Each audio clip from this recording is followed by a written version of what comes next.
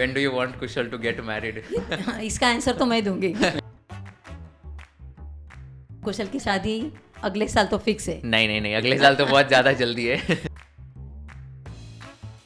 6 महीने में चालू करने नहीं। एक बार तो पॉट भी फोड़ दिया था उसने, फ्लावर पॉट। तो मेरे को गुस्सा क्यों आया था कि पापा ने बंद कर दिया और मेरे को वापस क्यों भेज दिया।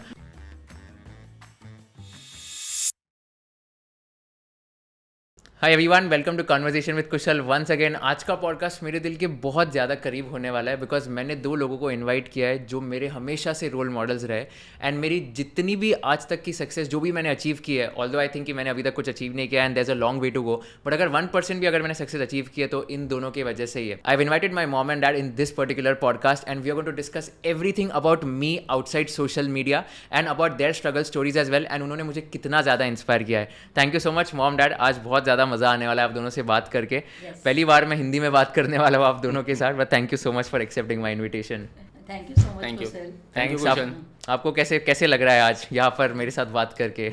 कुशल, ये मेरा ड्रीम था कि आजकल मैं तेरे वीडियो देखती हूँ, तेरे लाइक्स देखती हूँ इंस्टाग्राम पे, यूट्यूब पे, इतने लोग तुझे फॉलो कर रहे हैं और आज अपना बेटा इतना सक्सेस कर रहा है तो किस मम्मी पापा को प्राउड फील नहीं होगा। और आज सच में मेरे आंखें भर आ रही है कि मैं तेरे स्टूडियो में आई हूँ और तेरे सामने तेरी ही जर्नी सब लोगों के सामने बता रही हूँ। It's a proud moment for me and dad. Thank you so much. पापा आपको कैसे लग रहा है? मुझे आज तो बहुत मज़ा लग रहा है, एकदम अलग फीलिंग हो रहा है क्योंकि मैं आज पहली बार तेरे स्टूडियो में आया हूँ और पॉडकास्ट पे आया हूँ, लेकिन मैं रेगुलर आप वीडियो देखते रहता हूँ, वो कुछ अलग ही हटके आज तो बहुत ही मज़ा आ रहा है मेरे। Right, perfect, very happy now today. Perfect, thank you so much. तो अभी एक काम करते हैं, आपकी पहले तो चाइल्डहुड स्टोरीज़ के बारे में बात कर लेते हैं, आपकी जर्नी के बारे में बात करते हैं एंड देन सेकंड हाफ मेरे जर्नी के बारे में भी बात करेंगे कि आपने कैसे हेल्प किया। तो आपका चाइल्डहुड दोनों का कैसे रहा है एंड क्या स्ट्रगल्स आपने फेस किए थे चाइल्डहुड में जो आपके डे टू डे लाइफ में आपको हेल्प कर रहे हैं? मेरे चाइल्डहुड जर्नी तो मैं बचपन में मतलब मनमाड़ में एजुकेशन हुआ मेरा, मतलब मनमाड़ उधर, तभी स्कूल लाइफ मेरी पूरी मनमाड़ में गई, कॉलेज भी मेरा मनमाड़ में ही हुआ।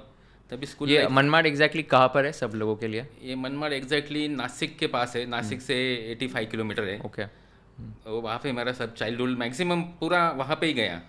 मेरा एजुकेशन भी वो मनमाड़ में ही हुआ है, ग्रेजुएशन भी मनमाड़ में हुआ और उसके बाद मैं सीए करने की मेरी तमन्ना थी और इसलिए मैं फिर बॉम्बे शिफ्ट हुआ और सीए आर्टिकलशिप बॉम्बे में स्टार्ट की। 1989 में मैं बॉम्बे शिफ्ट हुआ और बॉम्बे में आर्टिकलशिप में एसबी छाजन एंड कंपनी में ज्वाइन करके आर्टिकलशिप कंप्लीट किया मैंने। Got it. एंड आर्टिकलशिप की टाइम आपका कैसे पूरा फेस था? बहुत सारे सीए स्टूडेंट्स भी फॉलो करते हैं, तो आर्टिकलशिप की आपकी क्या स्टोरीज है और आपने क्या सीखा आर्टिकलशिप में जो आपको आज भी आपके बिजनेस में मदद कर रहा है? आर्टिकलशिप में तो मैं बहुत कुछ चुका, मैं सीए बन नहीं पाया लेकिन मेरे उसका मेरे को महसूस नहीं, लेकिन आर्टिकलशिप में कंप्लीट किया पूरा 3.5 ईयर्स, उसमें मेरे को बहुत कुछ सीखने के लिए मिला है।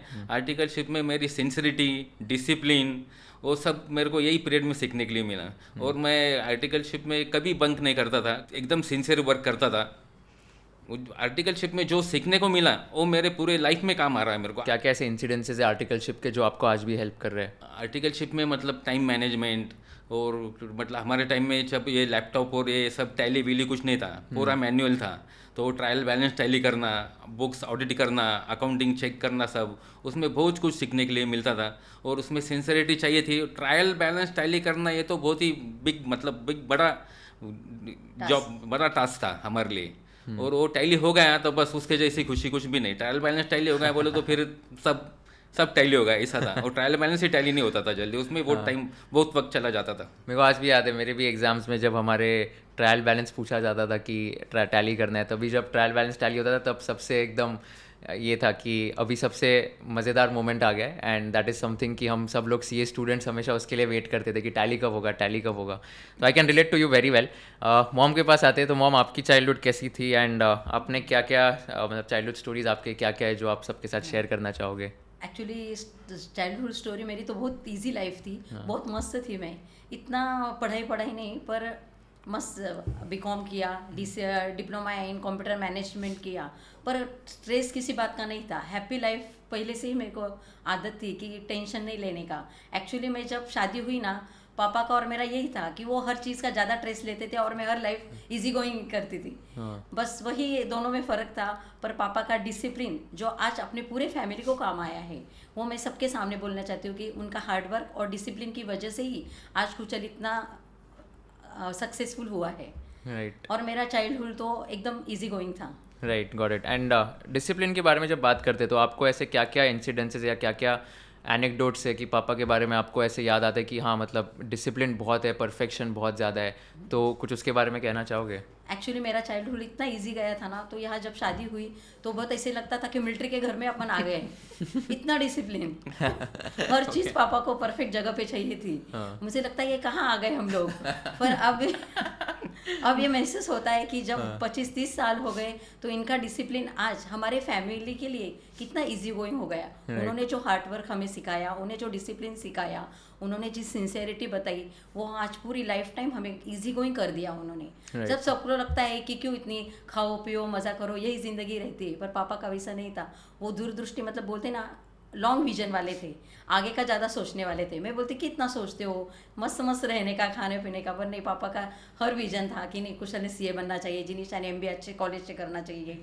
बस यही करके मैं एक सबके सामने एक रखती हूँ कि लाइफ में आप डिसिप्लिन रखो तो सक्सेस कहीं भी जाने वाली नहीं। Correct, absolutely. मैं भी एक चीज़ शेयर करना चाहूँगा कि डैड से मतलब डिसिप्लिन तो एक बहुत ही सीखा ही है कि जब भी मतलब कुछ करो तो एकदम डिसिप्लिन के साथ करो। उसके साथ साथ जो हिसाब की आदत होती है वो मैंने सीखी है। तो लाइक अभी I started maintaining an Excel sheet जहाँ पर मैं इनकम जॉट डाउन करता हूँ, एक्सपेंसेस जॉट डाउन करता हूँ। और एक्सपेंसेस मतलब अगर मैं टैक्सी में भी ट्रैवल कर रहा हूँ और 30 रुपये का अगर एक्सपेंस हुआ है वो भी मैं मेरे आईफोन में लिख लेता हूँ एंड देन वो एक्सेल शीट में ऑफकोर्स कन्वर्ट हो जाता है। So that is something which I have learn कि जो हिसाब बोलते हैं ना, लाइक हम मारवाड़ी में हिसाब बोलते हैं, मराठी में, तो वो हिसाब जो होता है वो आई थिंक मैंने सीखा है एंड मुझे वो बहुत हेल्प कर रहा है आइडेंटिफाई करने में कि हर महीने में कितनी इनकम होती है, कितना खर्चा होता है, कौन सा खर्चा वेस्टफुल है, कौन सा खर्चा अवॉइड किया जा सकता है, कौन सा खर्चा नेसेसरी है।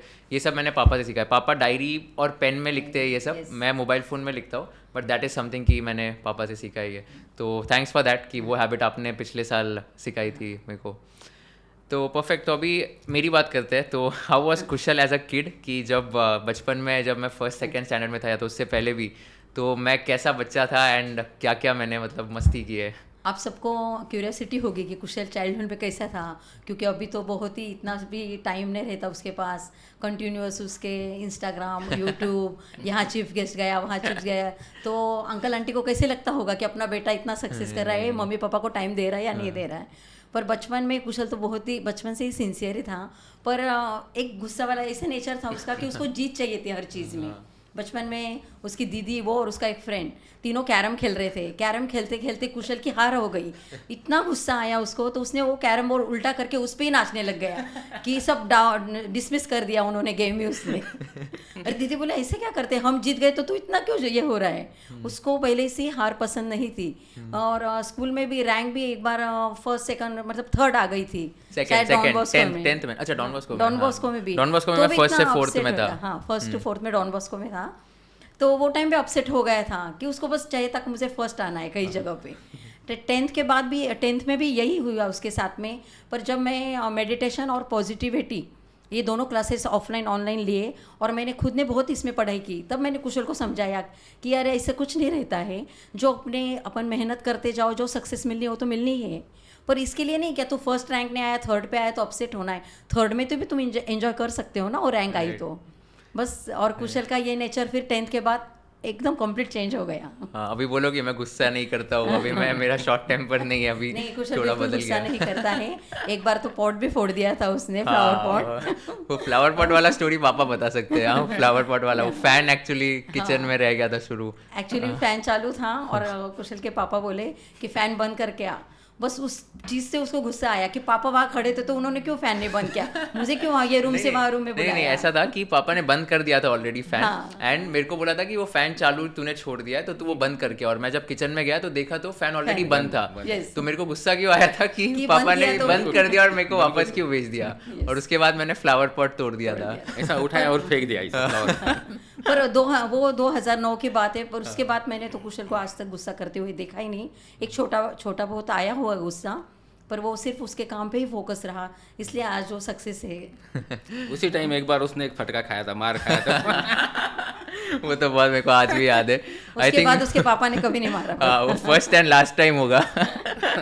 उसके बाद से मैं पूरा बदल ही गया होगा। बदल ही गया। नहीं परफेक्ट। बट और कुशल ने हमें कभी कंप्लेंट करने के मौका ही नहीं दिया, क्योंकि जब भी कहीं प्रोग्राम भी रहते थे, हम लोग बाहर जाते थे, तो मम्मी मेरे लिए खाना बना के रख दो, आप कहीं भी जा सकते हो, क्योंकि वो पहले से ही 4th 5th से ही इतना फोकस था, मैथ्स में भी इतना मस्त करता था।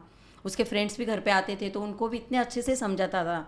ऐसे नहीं कि अभी मेरा टाइम है मैं पढ़ लूँ, नहीं, सबको 5-6 लोगों को साथ में बुला के, सब फ्रेंड्स को साथ में मैथ्स का समझा के, और वो टाइम उनके साथ शेयर करता था। ये पहले से सिंसियर होने के कारण हम लोगों दोनों को भी उसके बारे में बहुत प्राउड फील होता था कि अरे, हम सब पूछते थे क्या आंटी कुशल को ऐसे क्या तैयार किया आपने, कुशल को ऐसे क्या बनाया कि हर चीज़ में वो एक्सपर्ट है। क्या तो खिलाया उसको बचपन में, क्या खिलाया होगा कि कितने बादाम खिलाई जो इसका ब्रेन इतना चलता है। नहीं, I think I feel very nostalgic right now. वो सब एकदम चाइल्डहुड मेमोरीज मेरे सामने आ रहे हैं। बट मेरे को भी याद है मैथ्स के लिए बहुत सारे मेरे फ्रेंड्स आते थे, बहुत मज़ा आता था, तभी मैं उनके सारे डाउट सॉल्व करता था। एंड आई थिंक टीचिंग का पैशन तभी से ही शुरू हुआ था। तो मेरे काफ़ी फ्रेंड्स मतलब घर पे आते थे एंड मैथ्स के डाउट्स लेके आते थे, तो उसके बाद से ही मैंने मतलब टीचिंग का एकदम अच्छे से शुरू किया था। उसके अलावा like people also want to know कि कुशल की लाइफ आउटसाइड सोशल मीडिया कैसी है। तो बहुत लोग ये पूछ रहे थे कि ठीक है, आपकी इंस्टाग्राम लाइफ, यूट्यूब लाइफ तो अभी पता है हमको कि आप क्या बोलते हो एंड कैसे, क्या आपकी लाइफ कैसे डिज़ाइन की है, but like people also want to know कि सोशल मीडिया के बाहर कुशल कैसा है, लाइक रियल में कुशल कैसा है। तो आप क्या कहना चाहोगे कि अभी जो है कुशल की लाइफ आउटसाइड सोशल मीडिया कैसी है? मैं तो एक ही लाइन में कहूँगी, वर्कहॉलिक। बहुत वर्कहॉलिक नहीं, बहुत ही वर्कहॉलिक, इतना भी। कि मैं कभी कभी सोचती हूँ कि हम लोग तो टाइम कब देगा, क्योंकि बात करते हो 15 मिनट का breakfast, 15 minute lunch, 15 minute dinner. नहीं, आधा घंटा लंच, आधा घंटा डिनर। 15 मिनट्स।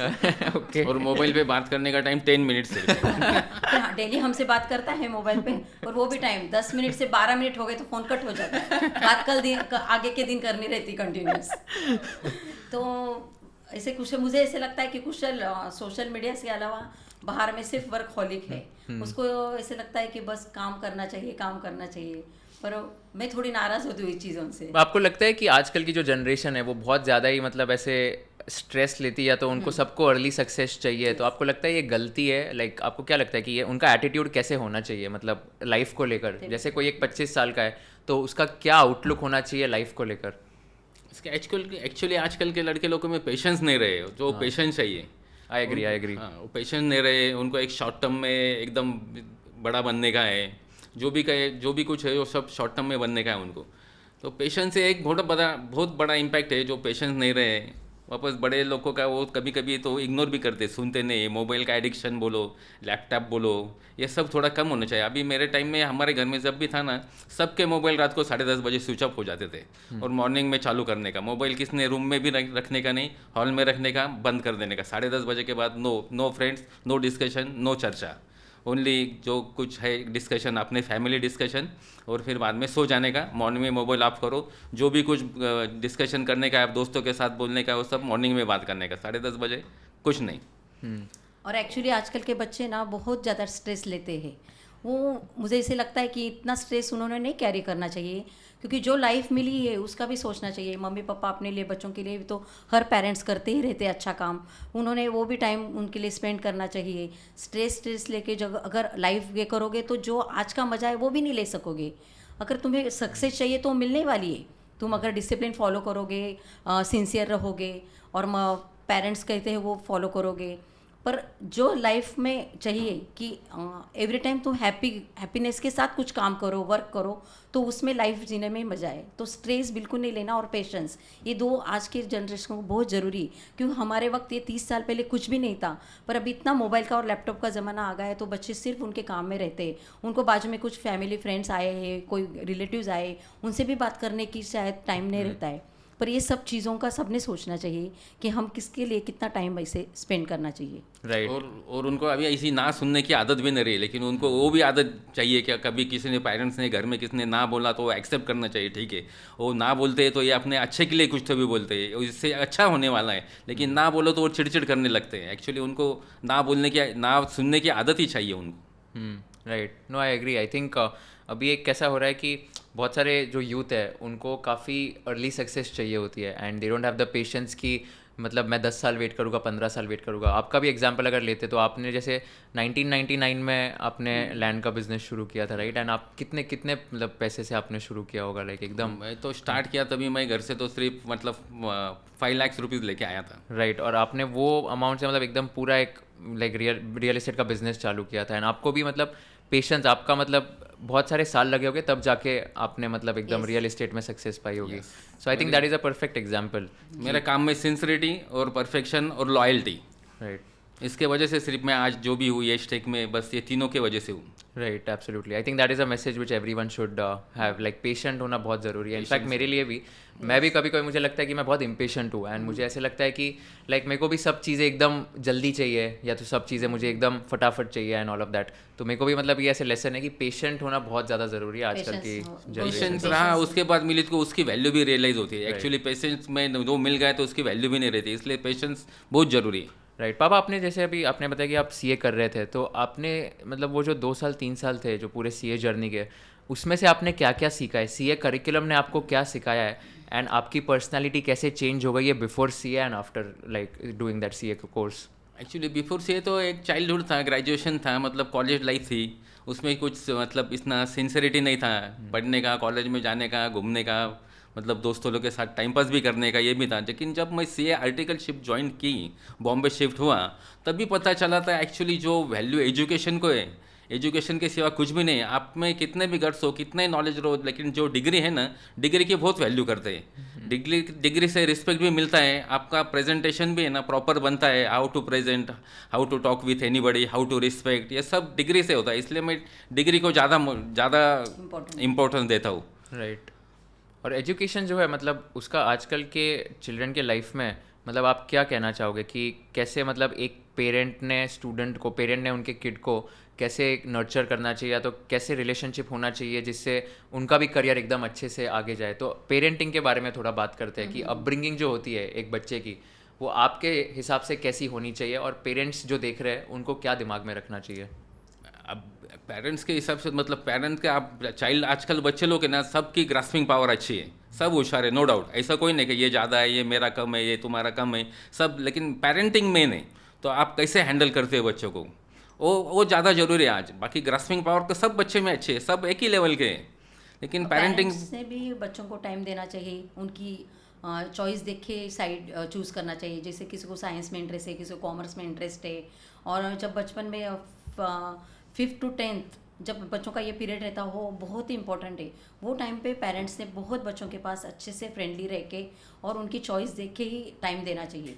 जैसे बच्चे स्कूल से आते हैं तो बहुत बार पापा तेरे साथ ही क्रिकेट खेलते थे, हाँ। तो ये इतना इम्पोर्टेंट है कि वहाँ पे अपनी बॉन्डिंग होती है कि हाँ पापा उनका काम करके, वर्क करके आ रहे हैं और मेरे साथ क्रिकेट खेल रहे हैं। इससे पेरेंट्स ने स्टैंडर्ड 5th to 10th तक बच्चों के साथ बहुत फ्रेंडली अप्रोच रख के उनकी जो चॉइस है वो लाइन चूज़ करनी चाहिए। Right, very interesting. एंड इसमें एक और चीज़ होती है कि आपने जैसे मुझे हमेशा फ्रीडम दिया था कि जो तुझे करना है वो कर सके। And even let's say if I want to do content creation, आपने कभी रोका नहीं मुझे कि ओके यूट्यूब, इंस्टाग्राम, लिंक्डइन, ये भी एक मतलब एक अलग अनकन्वेंशनल पाथ है। तो जो हॉबीज़ होती है, तो जो पैशन होता है लाइक स्टूडेंट का या बच्चे का, वो भी उसको परस्यू करने देना चाहिए मेरे हिसाब से। बट आपका क्या थॉट है कि अगर बच्चा जो है उसको कुछ अनकन्वेंशनल पाथ, कुछ हटके करना है, तो एज अ पेरेंट आप कैसे रिएक्ट करोगे एंड आपका क्या थॉट प्रोसेस रहेगा? एक्चुअली उसको करने देना, चांस देना चाहिए, करने देना चाहिए। शुरुआत में उसके ऊपर वॉच रखना चाहिए, वो कर रहा है, वो बराबर कर रहा है कि नहीं, उसमें वो सक्सेस हो रहा है क्या नहीं, क्या सिर्फ टाइम पास कर रहा है, उसके ऊपर वॉच देने का। फिर उसको उसका वो ऑटोमेटिक अचीव करते रहता है, तो फिर अचीव करने देने का। एक्चुअली मेरी तो इच्छा थी इसने ट्राइब्यूनल में काम करने का, इसने रेड केस ही हैंडल करने का, लेकिन अभी ये कंटेंट क्रिएटर में गया तो बोला ठीक है चलो इसकी इच्छा है ना, करने दो। तो इसका शुरुआत में सिर्फ मैं ख्याल रखा क्या कर रहा है, क्या चालू है, कैसे उसके। मैं सोशल मीडिया में मैं इतना कुछ एक्टिव नहीं हूँ। मैं जो यूट्यूब डाउनलोड किया है इसकी वजह से किया है, इंस्टा डाउनलोड किया इसके वजह से किया, लिंक्डइन डाउनलोड किया इसके वजह से किया, नहीं तो सोशल मीडिया में मेरे को कोई इंटरेस्ट नहीं। मेरा तो अपन भला अपना काम भला, ऐसा स्टोरी है मेरा। लेकिन ये फिर मैं इस पे ऊपर वॉच रखता था और देखता था नहीं इसका सक्सेस अच्छा चालू है, नहीं ये अच्छा पिकअप कर रहा है, तो फिर मैं उसके वापस फिर मैं इसको वो छेड़ा नहीं, क्या नहीं नहीं तू ट्राइब्यूनल में जा, क्या तू अपील कर रेड, क्योंकि ये कैपेबल है, ये होशियार है, मतलब इसमें इतने गट्स है, तो ये सब इसने ट्राइब्यूनल ही करना चाहिए था, ये मेरी बहुत इच्छा थी। लेकिन अभी इसको ये अच्छा लग रहा है या नहीं कर रहा है, उसमें इसने अच्छा पिकअप भी पकड़ा है, तो ठीक है, जो उसको अच्छा लगे वो अपन, मैं उसको एवरी टाइम सपोर्ट करते रहता हूँ, लेकिन कभी ना नहीं बोलता, सिर्फ देखते रहता हूँ बराबर चालू है क्या नहीं चालू है, फिर चालू है बराबर चलने देने का, फिर उसको क्रॉस नहीं करने का। मॉम आपने कैसे रिएक्ट किया था जब मैंने बोला था कि मेरे इंस्टाग्राम के इतने फॉलोअर्स हो गए एंड यूट्यूब पे मैं एकदम अच्छे से वीडियोस बना रहा हूँ?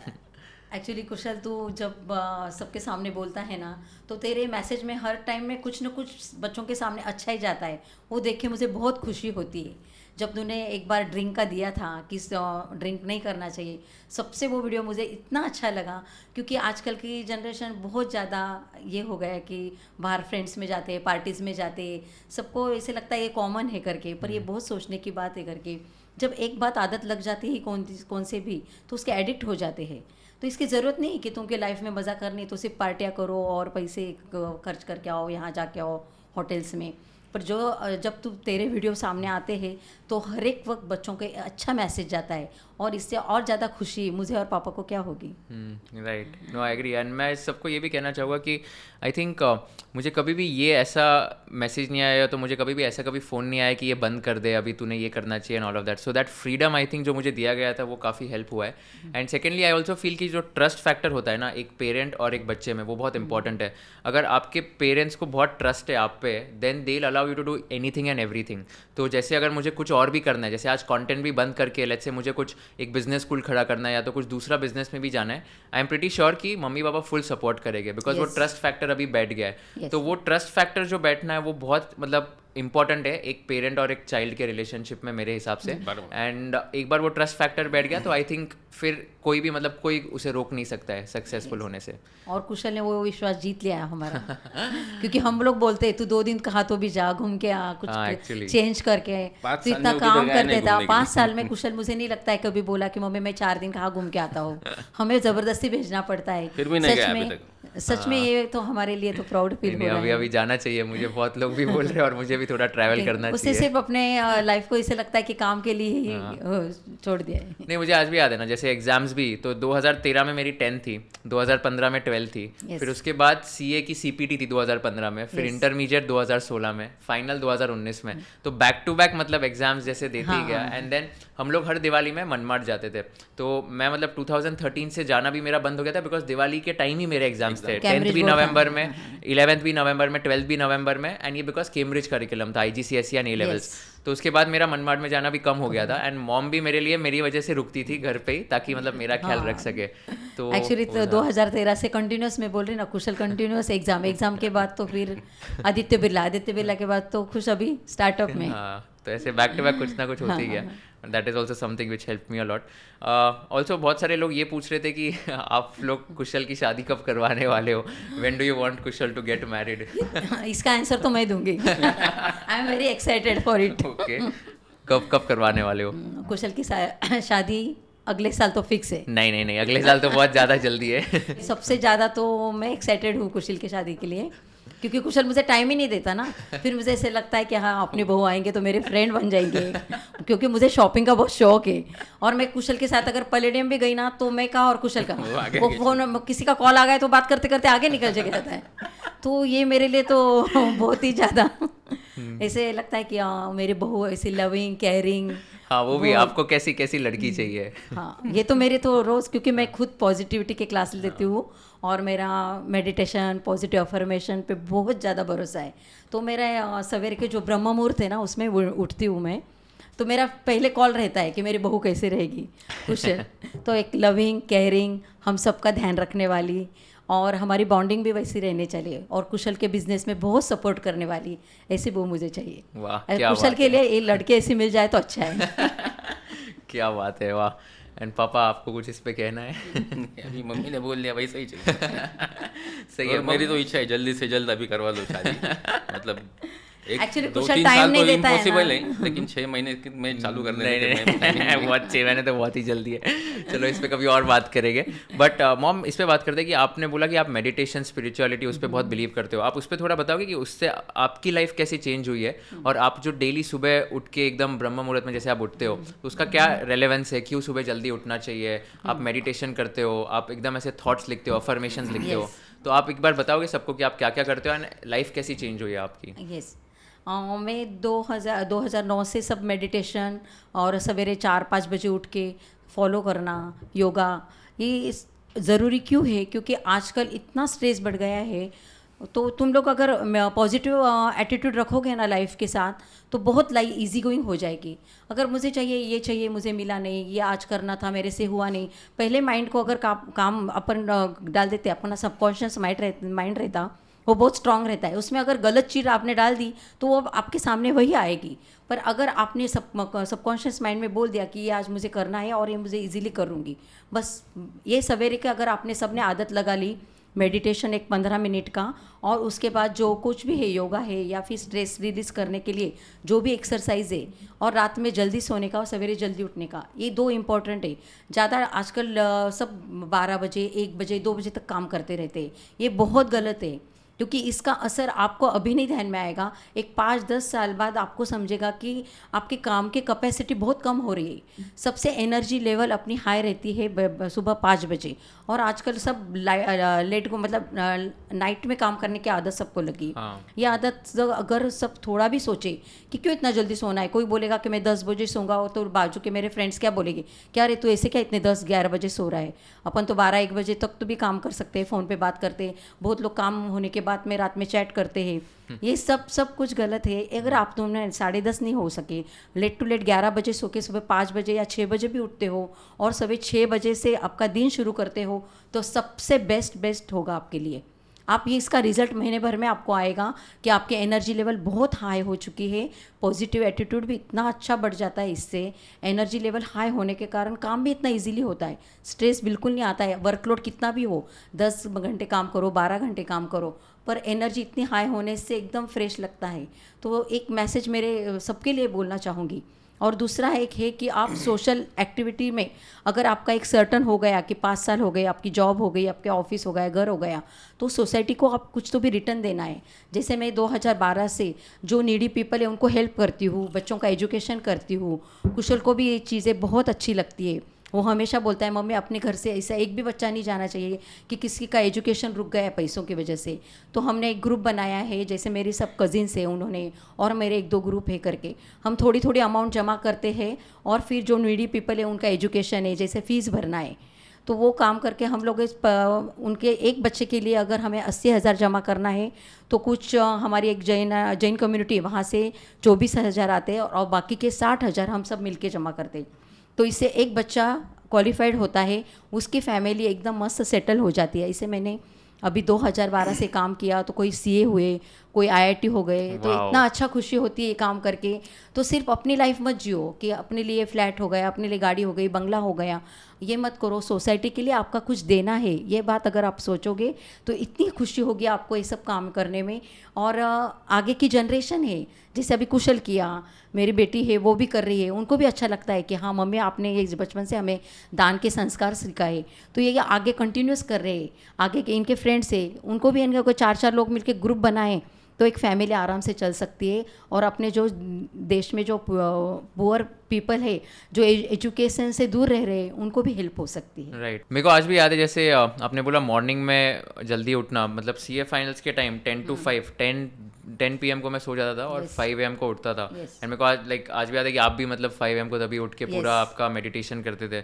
तो वो जो पूरा फेस था, राइट, तो उसमें इतना एफिशिएंसी बढ़ गया था, इतना प्रोडक्टिविटी बढ़ गया था। तो सुबह की जो मेरी पढ़ाई होती थी 3 घंटे की, 5:30 से 8:30, वो सबसे इफेक्टिव होती थी मेरी। And that is something which I want to tell to everyone कि आप जो मॉर्निंग में एक बार उठते हो ना, तो प्रोडक्टिविटी होती है, जो भी एकदम आपकी जो एफिशिएंसी होती है वो बहुत ज़्यादा बढ़ जाती है। इनफैक्ट मैं एक वीडियो भी देख रहा था जहाँ पर ऐसा मेंशन किया था, सारे जितने भी बड़े बड़े जो सक्सेसफुल लोग हैं, इवन यूएस के जो भी बड़े बड़े लोग हैं, वो सब लोग 4 बजे या 5 बजे उठते हैं। जैसे ड्वेन द रॉक जॉनसन करके एक बहुत फेमस एक्टर है यूएस में, तो वो भी मतलब सुबह 4 बजे उठता है, एंड देन 3 घंटा पूरा उसका खुद का काम, वर्कआउट, मेडिटेशन, वो सब करता है, एंड देन उसका काम शुरू करता है original. Even like other people, Tim Cook Apple के सीईओ है, वो भी एकदम बहुत जल्दी उठते हैं। तो सारे जितने भी बड़े सक्सेसफुल लोग हैं, सब 4 या 5 बजे उठते हैं, एंड जो मॉर्निंग का टाइम होता है, आई थिंक वो बहुत हेल्प करता है to stay productive. That is something which I have learned, आपने जब बताया था। और कुशल सीए फाइनल के बाद पूरे 5 महीने 5 बजे उठना और रात में 10 बजे सोना, ये पूरा फाइनल तक उसने किया। पूरा मुझे 5 आज भी महीने। याद है 8 जुलाई से लेके तो 19 नवंबर तक बस यही रूटीन था उसका। और जो उसके सीए फाइनल का जब रैंक आया तो बस ये उसका मेहनत का फल मिल गया। वो उस दिन हम लोगों की दोनों की बहुत आंखें भर आई, क्योंकि 5 महीने की जो मेहनत उसने की थी वो सबके सामने आपको दिख ही रही हो। हाँ, वो 16 जैन 2020 जब वो सीए फाइनल के का रिजल्ट्स रिजल्ट आया थे, था। तभी आई थिंक वो एकदम दोपहर को 2:30 या 3 बजे बजे कॉल वो आया call था। आया था। 2:30 हाँ, 2:30 बजे। एंड तभी 2:30 मतलब को, हाँ। हाँ, एंड तभी मतलब आई थिंक वो मोमेंट ही एकदम अलग था। अलग था। एंड पूरी फैमिली सीए हो गई थी, ऐसे लग रहा था। Yes. तो that is something which I remember a lot. And मेरे को ऐसा लगता है कि एग्जाम्स जब देते हैं ना बच्चे लोग, तो आई थिंक पेरेंट्स भी एग्जाम्स देते हैं, because parents are equally involve कि ओके यार, मतलब इसकी एग्जाम बराबर है क्या। Yes. मतलब जैसे मुझे आज भी याद है, मैं सबको बोलना चाहूँगा कि पापा मुझे हमेशा सीए फाइनल का मेरा सेंटर 2 मिनट दूर था घर से तब, पर हमेशा पापा मुझे छोड़ने आते थे घर से सीए फाइनल की एग्जाम की सेंटर तक, ताकि इंश्योर हो कि ओके ये स्ट्रेस फ्री है, इतना ज़्यादा टेंशन नहीं ले रहा है। मेरी एक्चुअलीज़ की एग्ज़ाम बॉम्बे में रहती थी, सेंट जेवियर्स कॉलेज में। हम लोग नासिक से बॉम्बे जाते थे, पापा मुझे नासिक से बॉम्बे छोड़ने आते थे, मतलब मेरे साथ गाड़ी में रहते थे और पूरा इंश्योर करते थे कि मैं एग्ज़ाम अच्छे से दे रहा हूँ। CFA लेवल 1 की एग्ज़ाम मैं तो बॉम्बे शिफ्ट हो गया था, पापा नासिक से बॉम्बे आए जस्ट टू इंश्योर कि हाँ मतलब एग्ज़ाम बराबर जा रही। तो आई थिंक एक स्टूडेंट के लाइफ में जब वो एग्ज़ाम देता है तो उसके पेरेंट्स भी एग्ज़ाम देते हैं मेरे हिसाब से। And that is something which has really helped me कि मतलब इतना ज़्यादा अच्छा लगता है कि जब पेरेंट्स इतने सपोर्टिव होते हैं तो चाइल्ड का भी एक रिस्पॉन्सिबिलिटी होता है, मॉरल ड्यूटी होता है कि you have to give back to your parents. And I think they will be more happy when you are coming up with flying colours in your exams, in your results. And उनको उससे ज़्यादा खुशी कोई भी नहीं मिलेगी। तो I think वो बहुत हेल्प किया था मेरे सीए जर्नी में, जब मतलब हमेशा मुझे सपोर्ट मिला था। यस, तो वो पापा भी का हमेशा सपोर्ट रहा है, हाँ, कोई मतलब सी भी एग्जाम रहो, कोई भी एग्जाम क्योंकि सब में। पापा का एजुकेशन को बहुत ज़्यादा इंपॉर्टेंट मानते थे। क्योंकि वो हमेशा बोलते थे कुशल तू ये 5 साल मेहनत कर ले, आगे के 50 साल तेरे इजी हो जाएंगे। ये हमेशा पापा के वर्ड तेरे लिए थे Correct. और वो तूने करके बता दिए। No right, I completely agree. In fact मेरा मतलब मुझे आज भी याद है कि लंच टाइम सीए फाइनल में जब लंच टाइम जो था वो चेंज कर दिया था, बिकॉज पापा ऑफिस से 1:30 बजे आते थे, तो मैं 12:30 बजे करता था, बट देन उनके लिए चेंज करके 1:30 ताकि आधा कर घंटा दिया मिल जाए, 1:30 to 2। एंड देन शाम को डिनर का टाइम 7:30 to 8। तो वो जो होता है family time, family bond, I think that is also very important. आजकल क्या हो गया कि हम लोग इतने बिजी हो गए काम में कि हमको रियलाइज़ नहीं होता है कि फैमिली वैल्यूज़ जो होती है, तो फैमिली के साथ बॉन्ड या टाइम स्पेंड करना कितना इंपॉर्टेंट है। तो आप एक बार वो भी बता सकते हो कि why should everyone, like every kid और every student who is watching this, should spend time with their parents and spend more time with their family. And उनको भी मतलब ऐसे फैमिली बॉन्ड कैसे बढ़ा सकते हैं आपके हिसाब से? एक्चुअली क्या है, हम लोग जब बचपन में थे ना तो हमारे कैसे फैमिली बड़ी रहती थी, 3 भाई 2 बहनें 5 लोग, ऐसे घर में बहुत लोग रहते थे। अभी हर जगह देखो 1 भाई 1 बहन, और कोई फॉरेन जा रहा है, कोई अमेरिका जा रहा है, कोई लंदन जा रहा है, घर में कौन लोग रहते हैं? फिर दादा दादी मम्मी पापा 4 ही बच गए। फिर जब बच्चे आते हैं तो उनको कितनी खुशी होती होगी।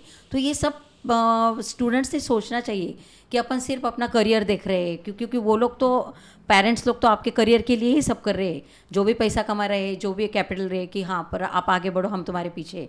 पर ये बात स्टूडेंट्स ने भी सोचनी चाहिए कि अगर मेरा सीए हो गया या मेरा कुछ मेरा अच्छी जगह जॉब मिल गई, पर मेरी फैमिली के टूवर्ड्स कितनी रिस्पॉन्सिबिलिटी है। जब कोई घर में पेशेंट है, कोई बीमारी है, उस वक्त मुझे अवेलेबल रहना है वहाँ पे, मेरा काम छोड़ के मुझे ये सब मैनेज करना ही होगा।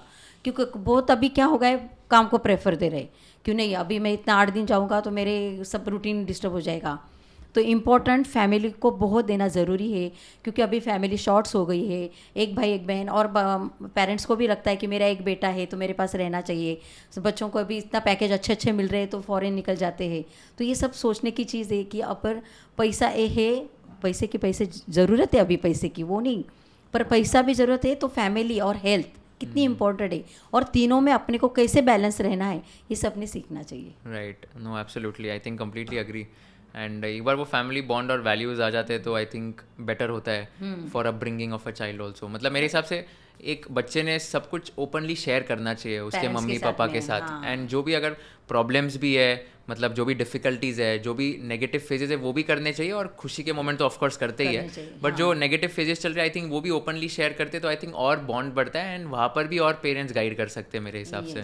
पेरेंट्स को एक्सपीरियंस रहता है, इसलिए वो तो गाइड करते हैं। और पेरेंट्स जो भी करेंगे अपने बच्चे के लिए तो अच्छा ही करते हैं, इसलिए उनके साथ तो शेयर करना ही चाहिए। Correct, absolutely. लास्ट क्वेश्चन, बहुत मज़ा आया आप दोनों से बात करके पॉडकास्ट में। बट लास्ट क्वेश्चन, एक क्या मैसेज देना चाहोगे आप ऑल द व्यूअर्स को? बहुत सारे व्यूअर्स 18 to 24 की एज ग्रुप में हैं, तो आप सब स्टूडेंट्स को क्या मैसेज देना चाहोगे? सबको मैसेज मेरी ओर से तो यही रहेगा कि आप आपकी लाइफ में जो भी कर रहे हो वो बेस्ट ही है। पेरेंट्स को हर चीज़ पूछ के या फिर उनका गाइड करके आगे बढ़ो, उनके ब्लेसिंग्स आपके साथ बहुत ज़रूरी है। मैं पहले भी बता चुकी हूँ कि फैमिली, हेल्थ और पैसा, मतलब जो भी है आपका, वो तीनों में आप बैलेंस करना सीखो। अगर सिर्फ करियर के पीछे दौड़ोगे तो फैमिली को छोड़ दोगे। इसलिए सिर्फ करियर फोकस मत होना और अपने फैमिली को टाइम देना, मम्मी पापा को हर वक्त पूछते रहना, उनके साथ बॉन्डिंग बनाए रखना, उनको फ्रेंड्स की तरह अप्रोच रखना उनके साथ में, कि अगर ठीक है आप दूसरे सिटी में रहते हो, पेरेंट्स दूसरे सिटी में, तो अपनी बॉन्डिंग कैसे उनके साथ बनाए रखना, इसका भी स्किल आपको आना चाहिए। जैसे आप करियर में तो बहुत ही सक्सेस करते हो, ऑफिस में अच्छा काम कर लेते हो, उसके परिवार के लिए भी अच्छा काम करना सीखना होगा। और एक सोसाइटी के टूवर्ड्स अपना जो कुछ भी रिस्पॉन्सिबिलिटी है वो भी सबने अप्लाई करनी होगी। सिर्फ अपने स्ट्रेस में लाइफ मत जियो, क्योंकि सीए के स्टूडेंट्स को इतना, मैं कुशल का देखती हूँ, जैसे आईपीसीसी हुआ, पहले फाउंडेशन हुआ, आईपीसीसी हुआ, सीए फाइनल हुआ, ये 3.5-4 साल से पढ़ाई में गए, फिर आप लोग पढ़ाई में रह जाते हो, फिर लगता है कि बाद में जॉब लग गई, जॉब लगने के बाद खुद का बिजनेस चालू हो गया, ये तो हमेशा चलने वाला है। पर जब एक बार बेसिक हो गया आपका, सीए हो गया, तो आपके अदर रिस्पॉन्सिबिलिटी कैसे हैंडल करनी वो भी आप सबको आना चाहिए। अभी इसलिए उसको मिलने के लिए हमारे को बम्बई आना पड़ता है। कुशल का बोलना है कि मम्मी पापा आप जल्दी बॉम्बे शिफ्ट हो जाओ। यस, आपने इतना अभी पढ़ा दिया है मेरे को कि आई थिंक मुंबई में अपॉर्चुनिटीज आ गई तो कुशल नासिक को भूलते जा रहा है ना। नहीं।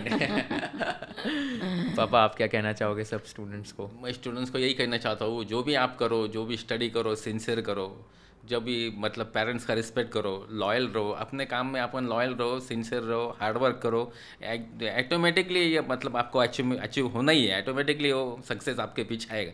आपको सक्सेस नहीं, ऑटोमेटिकली वो सक्सेस आने वाला है। इसलिए जो भी करो वो लॉयल, सिंसियर और पेरेंट के साथ विनयवान रहो, उनका रिस्पेक्ट करो। और जो भी कुछ भी करेंगे पेरेंट आपके अच्छे के लिए ही करेंगे। जो भी वो करेंगे, जो भी गाइड करेंगे, वो लोग गुस्सा करते हैं कभी, तो उनका गुस्सा करने का इंटेंशन क्या होता है कि तू वापस गलती ना करे, तू ये गलत किया है, ऐसा इंटेंशन होता है। तो उनका गुस्सा भी इतना दिल पे नहीं लेना चाहिए। Absolutely. Thank you so much mummy papa, आप पॉडकास्ट पे आए, बहुत ज़्यादा मज़ा आया आप दोनों से बात हमें करके। भी बहुत बहुत मज़ा आया कुशल। और आज हम तेरे वीडियो देखते हैं तो आज खुद हम यहाँ पे आके तो और अपने बेटे के सामने उसका ही करियर और उस सबके सामने जो प्रेजेंट करने का हमें मौका मिला, वो उसकी खुशी अलग है आज के लिए। Thank you so much. आज जो भी मैं हूँ आई थिंक आप दोनों की वजह से ही हूँ। और तू लाइफ में बहुत बहुत सक्सेस कर, बहुत अच्छे काम कर, सब बच्चों को, सीए के बच्चों को बहुत अच्छा गाइड कर। कोई भी बिना स्ट्रेस के बरी के, हाँ कुशल का वीडियो देख के हमें स्ट्रेस नहीं आता है, ऐसे ही सबने बोलना चाहिए। हम इजीली पढ़ाई करते हैं, सबने सबके सामने एक तो आदर्श खड़ा कर देना है, बस यही मेरी इच्छा है। Right, thank you so much once again, बहुत मज़ा आया। एंड पहली बार मतलब एकदम ऐसे हिंदी में बात कर रहा हूँ आप दोनों के साथ, बट बहुत ज़्यादा ही एकदम नॉस्टैल्जिक फील कर रहा हूँ, बहुत सारे childhood memories and all. And thank you so much once again, आप दोनों की वजह से बहुत कुछ सीखा है मैंने आज। जो भी हो आप दोनों की वजह से ही हूँ, and going forward also I think जो भी रहोगा आप दोनों की वजह से ही रहोगा। Thank you so much once again. Thank you so much. Thank you.